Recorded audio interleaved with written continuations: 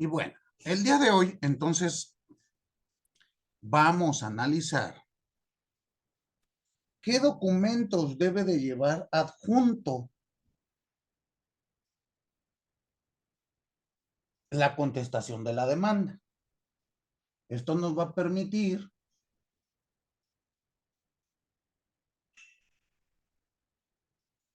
entender varios aspectos, varias cuestiones importantes. Entonces,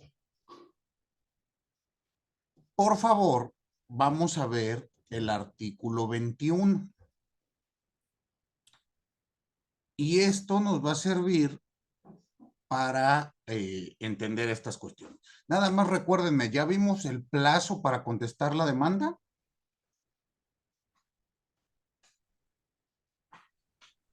Sí, era de 30 días, no me recuerdo. Se dan los mismos, o sea, es como equidad procesal porque se dan 30 días después del acto para presentar la demanda, entonces es equitativo que se le dé 30 para contestar. Ok, entonces ya lo tenemos. 30 para la contestación de la demanda y 15 para la ampliación de la contestación, de la ampliación de la demanda. Ahorita checamos eso. Pero bueno, entonces regresemos.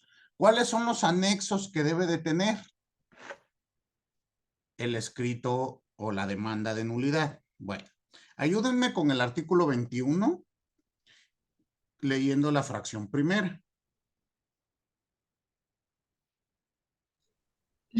Artículo 21. El demandado deberá adjuntar a su contestación, fracción primera, copias de la misma y de los documentos que acompañe para el demandante y para el tercero señalado en la demanda.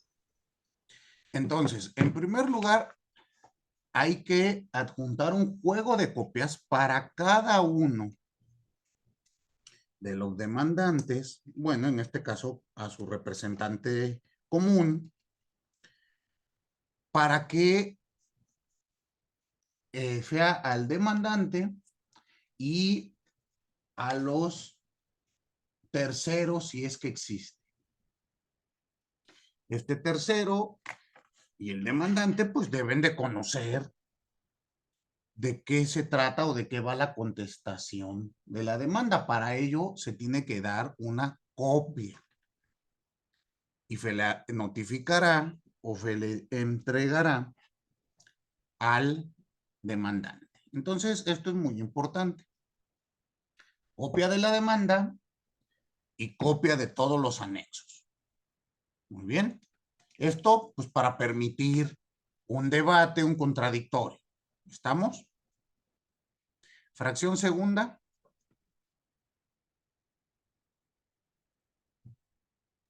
Fracción segunda, el documento en el que acredite su personalidad cuando el demandado sea un particular y no gestione en nombre propio. Muy bien. Aquí hay que, ¿en qué caso se aplicaría esto? ¿Cuándo el demandado será un particular?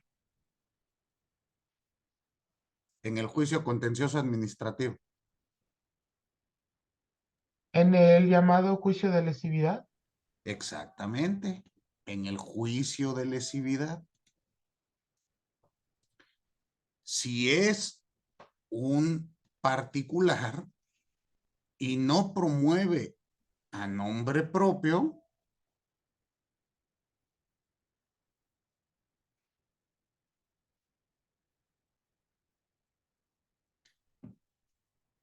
es evidente que se tendrá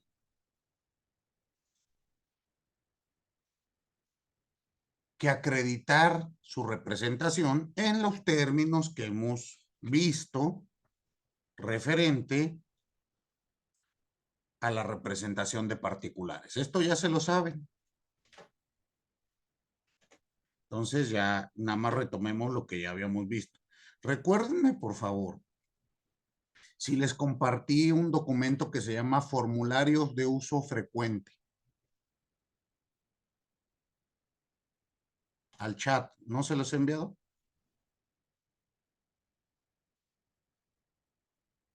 Ok, les comparto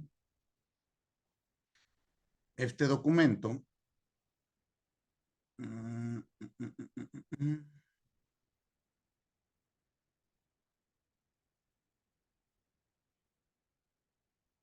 Se los estoy mandando por el chat de WhatsApp. Por favor, díganme si sí les llegó. En este documento, ustedes van a encontrar, está pesadito ahorita, va en camino. Van a encontrar, bueno, precisamente una contestación de demanda. Bueno, varios ejemplos de contestación de demanda, pero propiamente una contestación de demanda, en el caso que estamos analizando, esta fracción segunda, de juicio de lesividad. Muy bien. Entonces, ahorita que les llegue, bueno, les digo en dónde hay que buscarlo y ya para que lo tengamos en mente. Muy valioso el material, profesor. Gracias por compartirlo. No, de nada, para que lo chequen. Aparte de ese, bueno, vienen en muchas materias. Es un esfuerzo que se realizó en la Facultad de Derecho. Entonces, ustedes chequenlo. Vienen en materia civil, laboral y demás. Muchas gracias, está carísimo en las librerías. Ah, ¿ya lo viste? Sí, dije, no, creo que tengo que trabajar y ahorrar para poder pagarlo. Pues así es esta cosa. Yo ahorita estaba checando un libro que necesito para mi tesis y vale 1,800 pesos y eso que trae hasta descuento. Ya digo, ay, pero bueno, regresemos a nuestro tema. Ahorita en lo que le llega, luego ya va como a la mitad el archivo.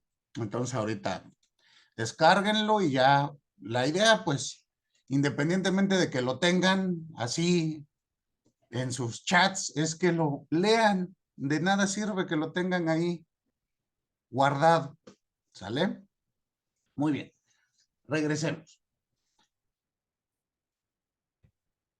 En el caso de la lesividad, pues no va a tener que adjuntarse y comprobar la representación siempre y cuando no se conteste o se conteste en representación de alguien. Ahora, pasemos a lo siguiente, la fracción tercera. ¿Me ayudan? Acción tercera. El cuestionario que deba desahogar el perito, el cual deberá ir firmado por el demandado. Muy bien, pensémoslo así. Este cuestionario tiene que ver con la última fracción que leímos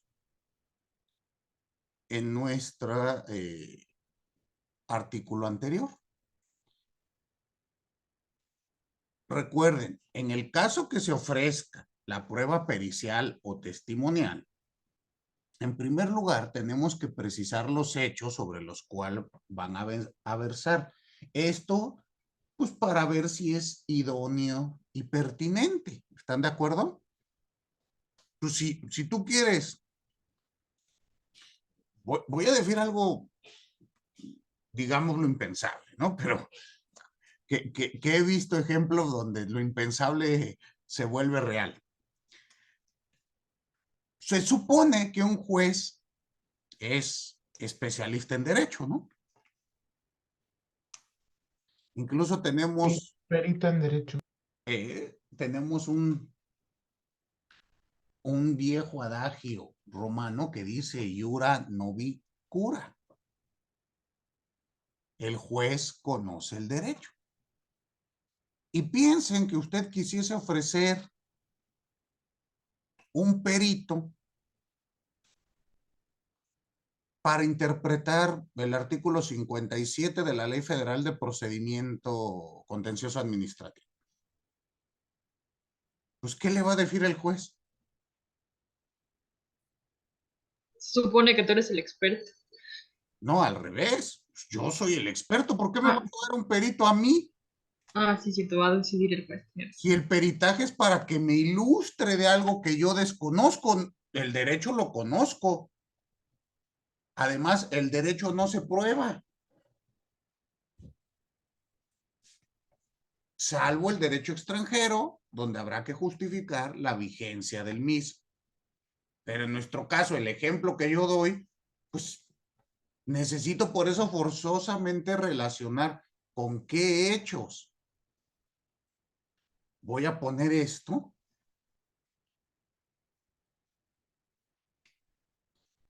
para que el juez lea la pertinencia. Tendré que señalar los nombres y domicilio tanto de peritos como de testigos.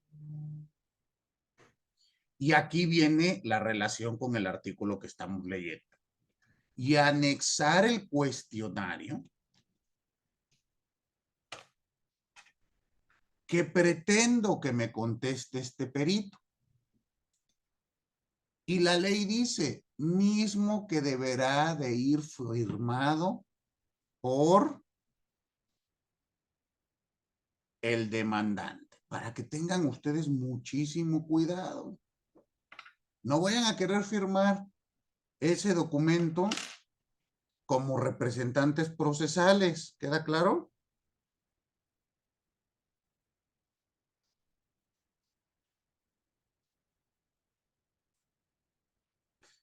Miren, ya les llegó el documento. Si ustedes se van a la página 87,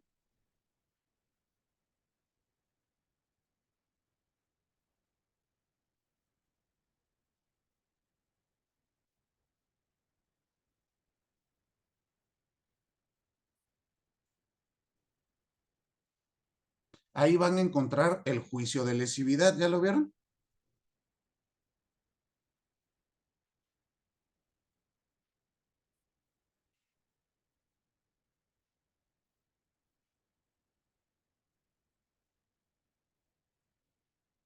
Y ahí tienen un ejemplo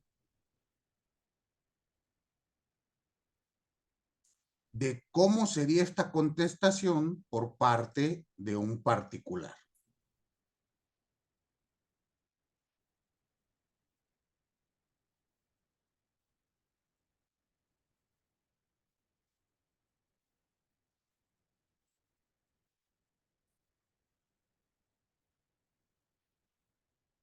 ¿87 del PDF o de las páginas, profesor? De las páginas del libro, Ah, ok, ok.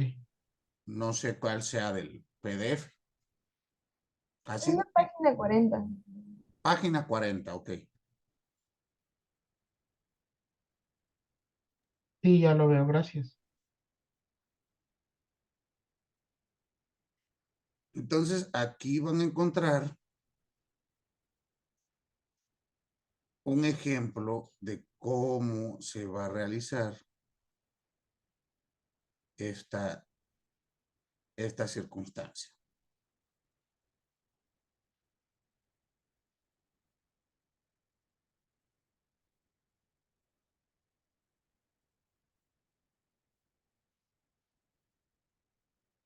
¿Vale?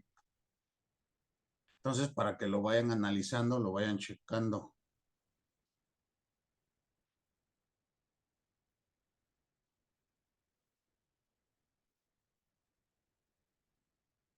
Ahora,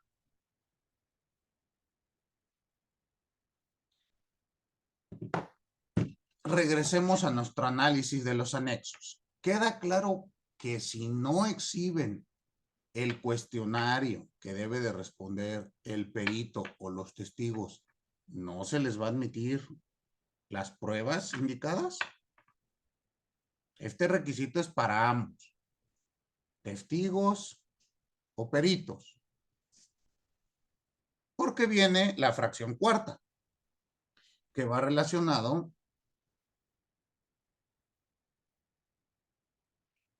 con esto.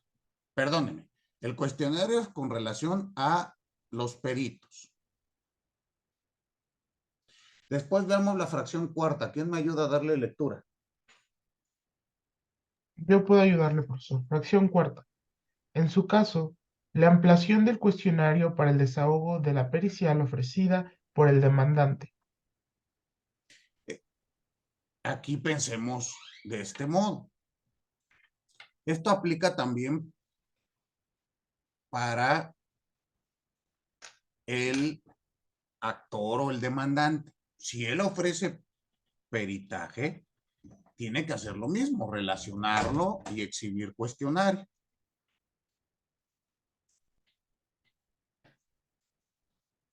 vamos a notar que al contestar la demanda, pues yo puedo solicitar se amplíen los puntos del cuestionario de la pericial que propone mi contraparte, o que nada más va a quedar con lo que él dice. Podemos ampliar el cuestionario presentado, que sería la fracción cuarta. También puedo solicitar una ampliación en ese cuestionario. Muy bien. Fracción quinta. Fracción quinta, las pruebas documentales que ofrezcan. Todas las documentales, ya que acuérdense, será requisito adjuntar todas las pruebas documentales en este momento. No lo puedo hacer después. Entonces tengan mucho cuidado. Salvo que sea superveniente, ¿no? Exactamente. Bueno, pero si es superveniente, pues no la tengo en mi poder en ese Claro, momento. claro. La idea de la superveniencia es justamente eso. Sea un documento de elaboración anterior a la contestación de la demanda, pero que yo desconocía. Dos, sea un documento de elaboración reciente.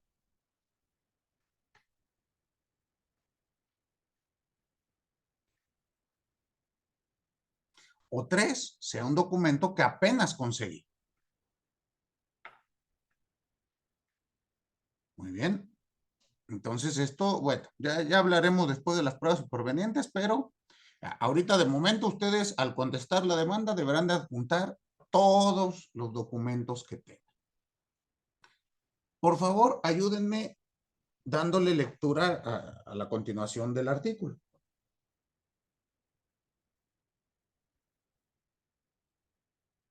¿Qué sigue diciendo?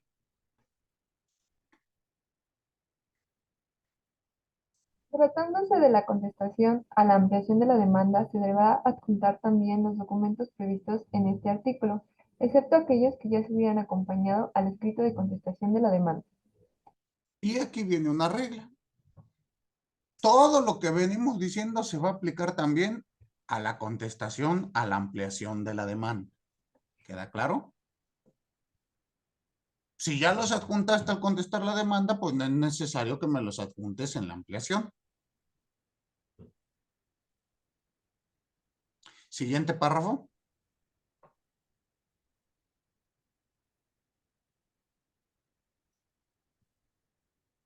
Para los efectos de este artículo será aplicable en lo conducente lo dispuesto por el artículo 15. Las autoridades demandadas deberán señalar sin acompañar la información calificada por la Ley de Comercio Exterior como gubernamental confidencial o la información confidencial proporcionada por terceros independientes, o bien el ejercicio de las facultades que en materia de operaciones entre partes relacionadas establezca la Ley del Impuesto sobre la Renta. La sala solicitará los documentos antes de cerrar la instrucción. Muy bien. Bueno, esto es muy interesante. ¿Qué excepciones hay para acompañar documentos?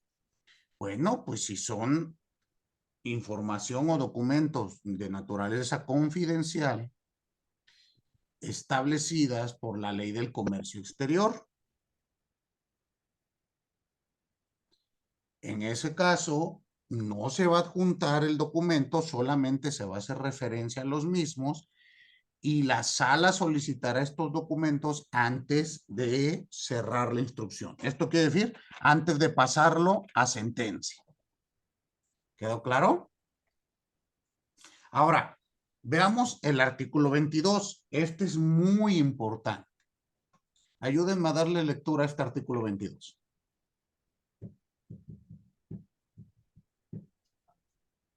¿Quién lo tiene ahí a la mano? Yo lo tengo, profesor. Por favor. Artículo 22. En la contestación de la demanda no podrán cambiarse los fundamentos de derecho de la resolución impugnada. En caso de resolución negativa ficta, la autoridad demandada o la facultada para contestar la demanda expresará los hechos y el derecho en que se apoya la misma. En la contestación de la demanda o hasta antes del cierre de la instrucción, la autoridad demandada podrá allanarse a las pretensiones del demandante o revocar la resolución impugnada. Entonces veamos aquí estos aspectos. Tiene varios supuestos. Primero, la prohibición expresa a cambiar los fundamentos de derecho en la resolución impugnada. No se le permite a la autoridad, al momento de contestar, mejorar el acto reclamado. El acto reclamado se tiene que apreciar tal cual como lo emitió la autoridad. ¿Sí queda claro? Porque si no, imagínense, pues nunca acabaríamos el debate. O la autoridad al momento de que llegue la demanda va a decir, híjole, esto lo hice mal, déjame corrijo y agrego 3 jurisprudencias. Y no, no se puede. ¿Queda claro? No pueden modificar los fundamentos y mucho menos los motivos por los cuales, bueno, que ya vienen en el acto impugnado. Después, cuando se trate de una negativa ficta, la autoridad demandada solamente se va a dedicar a expresar los hechos y derechos en los que se apoya la misma. De tal manera que tampoco nos puede variar los extremos del debate. ¿Queda claro? Un segundito. A ver, la negativa ficta es una, digámoslo así, ¿cómo explicarlo? Una suposición de que la autoridad nos contestó no. Aquí el debate que usted va a tener es ¿por qué me tuvo que haber dicho que sí? Pero recuerden que el silencio en materia administrativa tiene 2 posibilidades: negativa ficta o afirmativa ficta. Afirmativa ficta, ante el silencio entendemos sí, que son muy poquitos los casos donde existe afirmativa ficta. El común es negativa ficta. Pensémoslo así. Oye, quiero que me des una licencia para, no sé, algo en materia ambiental. Una autorización. Pasa el plazo que marca la ley y si no contestan, pues ¿qué vamos a entender que me contestaron? Que no. Que no. Si yo impugno esa negativa mediante juicio de nulidad, en la contestación de la demanda, la autoridad lo único que va a realizar es una relatoría de hechos y los fundamentos de derecho por los cuales se te contestó que no. Pero esto con relación a la negativa ficta. Quien tendrá que establecer los argumentos por qué le tuvieron que haber dicho que sí, será usted. ¿Sale? Y el último párrafo de este artículo. En la contestación de la demanda o hasta antes del cierre de instrucción, la autoridad demandada podrá allanarse. Aquí, ¿se acuerdan ustedes qué es el allanamiento? Ya lo vimos, ¿no? Una posibilidad al momento de contestar. Pero fíjense el lapso que se tiene a diferencia de materia civil, donde te tienes que allanar al momento de contestar la demanda. Aquí, ¿cuál es el lapso? Desde la contestación de la demanda hasta antes de el cierre de instrucción. ¿Queda claro? O sea, es mucho más este lapso. En ese lapso puede 1 allanarse o 2 revocar la resolución impugnada. Recuerden que una de las características del acto administrativo es que es revocable. En el caso de esa revocación, se debe de tener por satisfecha la reparación, bueno, perdón, las pretensiones del demandante. Porque pueden revocar y me puede seguir ocasionando daño. ¿Están de acuerdo? Aquí hay que atender que esa revocación sea que cubra las pretensiones que pedí. Ahora bien, me dirán, maestro, ¿pero por qué me voy a allanar? ¿Para qué me va a servir? ¿Qué ventaja tendría? Por favor, vamos a regresarnos al artículo 6 de nuestra ley del contencioso. Ayúdenme a darle lectura al artículo 6.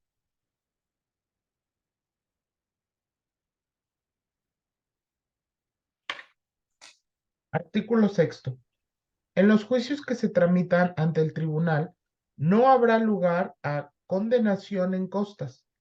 Cada parte será responsable de sus propios gastos y los que originen las diligencias que promuevan. Únicamente habrá lugar a condena en costas a favor de la autoridad demandada cuando se controviertan resoluciones con propósitos notoriamente dilatorios. ¿Continúo? Bueno, analicemos este primer supuesto. Primero nos dice, no va a existir condena en costas, ¿no? Cada quien deberá de pagar sus gastos. Bueno, y ahí yo ya me había emocionado, dije, ahorita voy a ir a promover 10 demandas. Pero después nos dice, a ver, pero sí vas a tener que pagar si me haces perder el tiempo. ¿Están de acuerdo? Y tiene sentido, porque es utilizar al tribunal, a la administración de justicia, para dilatar, en este caso, la ejecución de un acto administrativo. Entonces, cuando se note que es con propósitos notoriamente dilatorios, sí habrá lugar a esta condena. Siguiente párrafo, Moisés, por favor, ayúdame. Nos va a decir qué se entiende por notoriamente dilatorio. Sí, profesor. Para los efectos de este artículo, se entenderá que el actor tiene propósitos notoriamente dilatorios cuando al dictarse una sentencia que reconozca la validez de la resolución impugnada, se beneficia económicamente por la dilación en el cobro, ejecución o incumplimiento, siempre que los conceptos de impugnación formulados en la demanda sean notoriamente improcedentes o infundados. Cuando la ley prevea que las cantidades adeudadas se aumenten con actualización por inflación y con alguna tasa de interés o de recargos, se entenderá que no hay beneficio económico por la dilación. Ok, aquí hay que entender.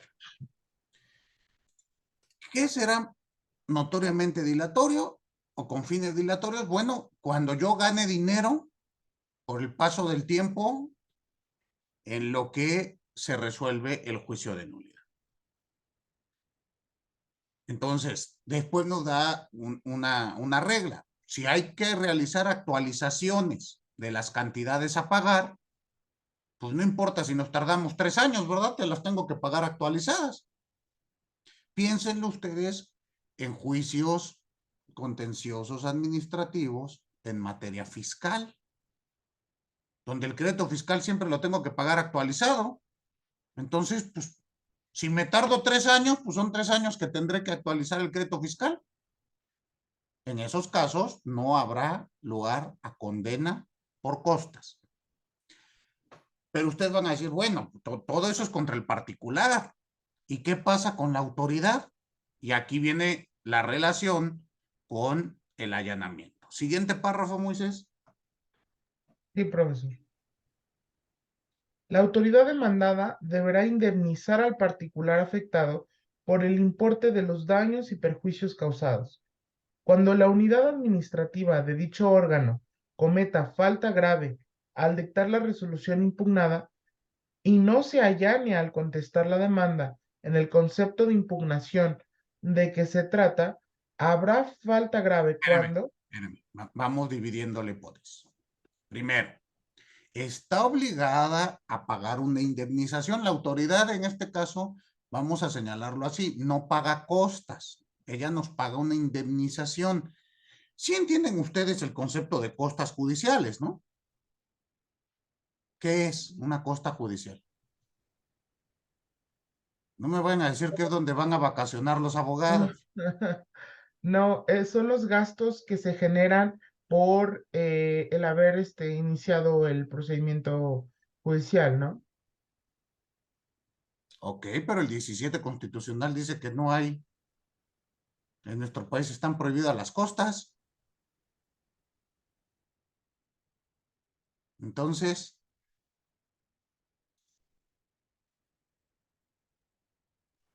Son como los gastos extra, ¿no? Bueno, copias, por ejemplo, transporte, todo lo que implique poder llevar a cabo el juicio. no, hay que diferenciar. Costas judiciales son las que están prohibidas por la Constitución. Esas se refieren al cobro que nos haga el Estado por administrarnos justicia. Ningún tribunal nos puede cobrar, digamos, derechos por acudir ante él. En otros estados sí hay que pagar. En nuestro país no. Las costas procesales son los gastos que yo le genero a mi contraparte por mi actuar indebido en el proceso.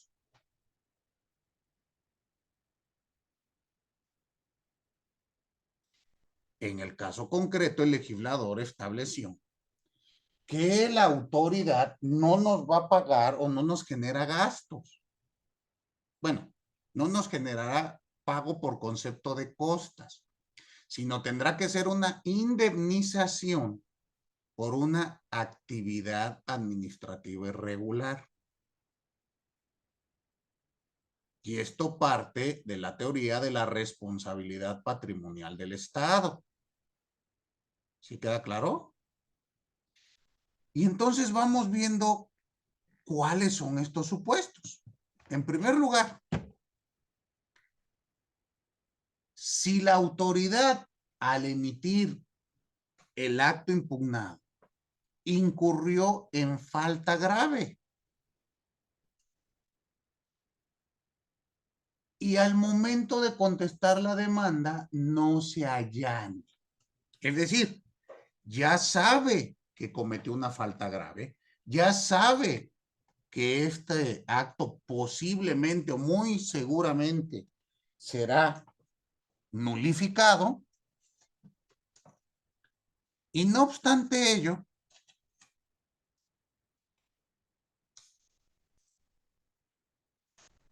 contesta controvirtiendo. Pues no notan ustedes una actitud desleal. Y además nos va a hacer gastar que el proceso siga cuando podría allanarse.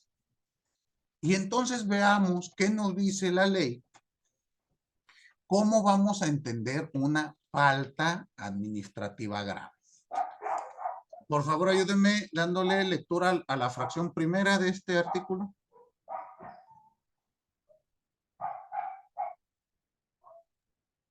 Fracción primera. Habrá falta grave cuando se anule por ausencia de fundamentación o de motivación en cuanto al fondo o a la competencia. Entonces, si no hay fundamentación en el fondo o en la competencia, pues será falta grave. Imagínense que la autoridad, al momento de contestar, se percata de esas circunstancias porque ya vimos que no puede mejorar la fundamentación. Pues entonces debiese de allanarse. Si no lo hace, tendrá que pagar indemnización. Fracción segunda, por favor.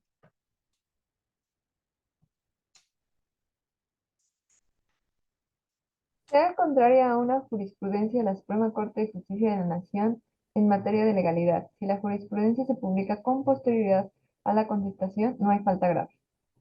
Muy bien. Si ya existe jurisprudencia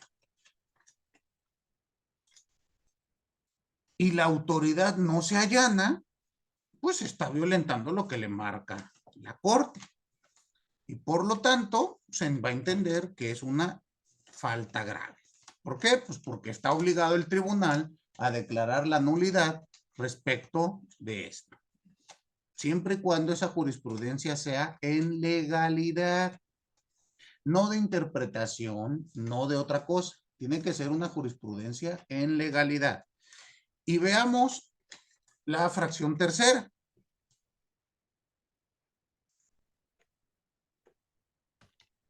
¿Quién lo lee? Fracción tercera.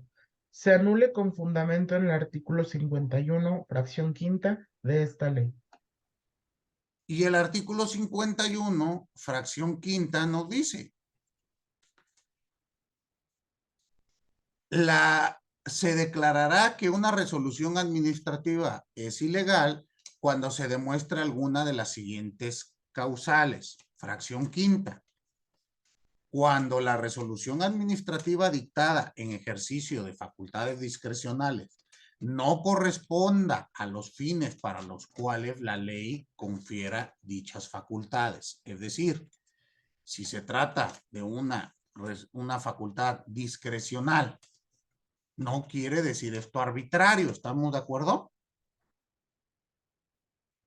Entonces, si se emite una resolución de manera arbitraria y es declarada nula, también tendré la obligación a pagar esta indemnización. Muy bien. Seguimos con la última parte del sexto.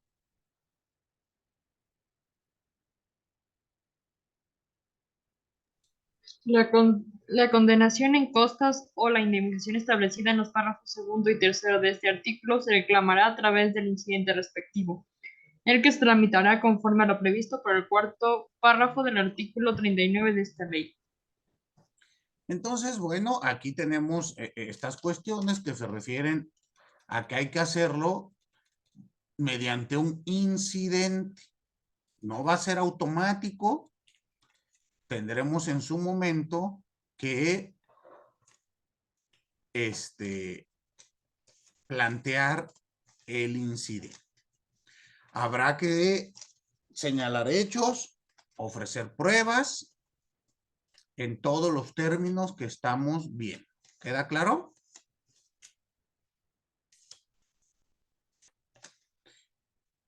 Sí. Y aquí viene un gran problemón porque para estas indemnizaciones y demás, bueno, pues nosotros tendremos que justificar los daños y perjuicios que nos ocasionaron.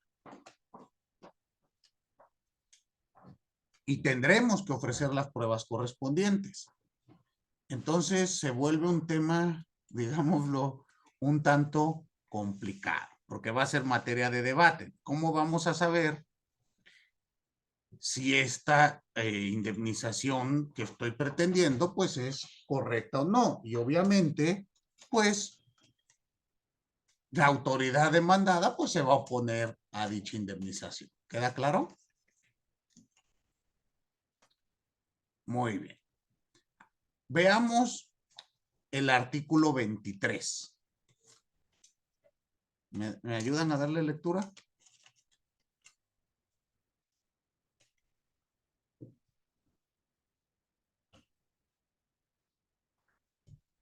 Artículo 23. Cuando haya contradicciones entre los hechos y fundamentos de derecho dados en la contestación de la autoridad federativa coordinada que dictó la resolución impugnada y la formulada por el titular de la dependencia u organismo desconcentrado o descentralizado, únicamente se tomará en cuenta respecto a estas contradicciones lo expuesto por estos últimos. Aquí tenemos una cuestión interesante. Recuerden ustedes que existe la coordinación, donde el poder federal, digamos, el fuero federal, le otorga facultades a entidades federativas.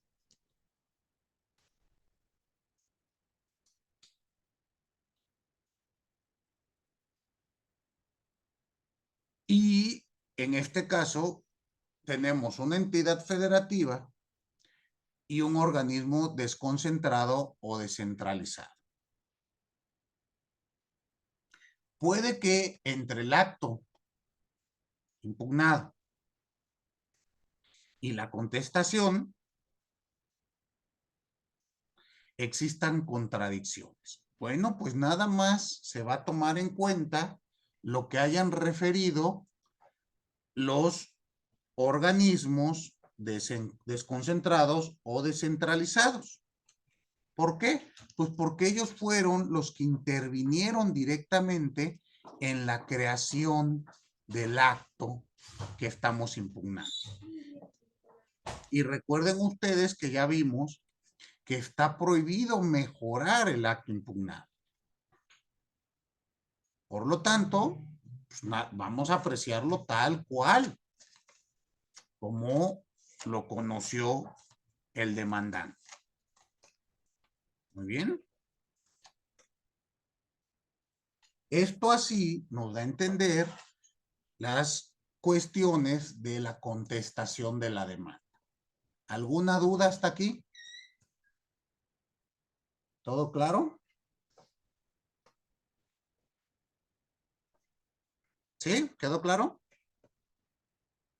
Muy bien. Bueno, pues entonces nos vemos para clase hasta el próximo viernes, pero recuerden que el miércoles es su examen. ¿Sí, no?